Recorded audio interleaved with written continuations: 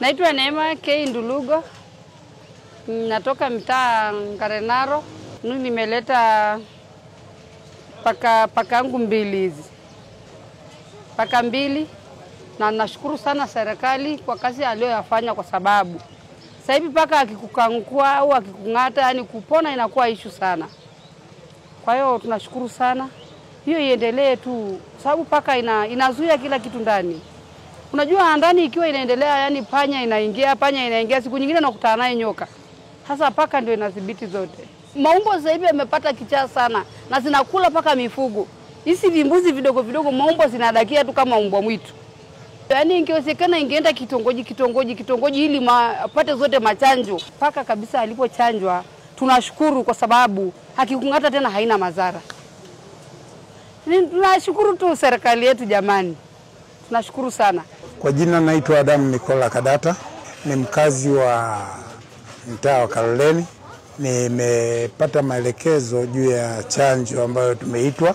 Mimi nimehamasika na hii chanjo, kwa hiyo nimeleta mbwa aweze kuja kuchanjwa, lakini wakati huo inatakiwa baada ya hii chanjo, kwa sababu ni ya bure kabisa, mimi nimemleta aje apate waje wa muhasi, lakini pia apate chanjo ya kichaa cha mbwa, lakini bado pia kama ana minyoo nitakiwa apate chanjo za minyoo. Na hizi chanjo ni bure.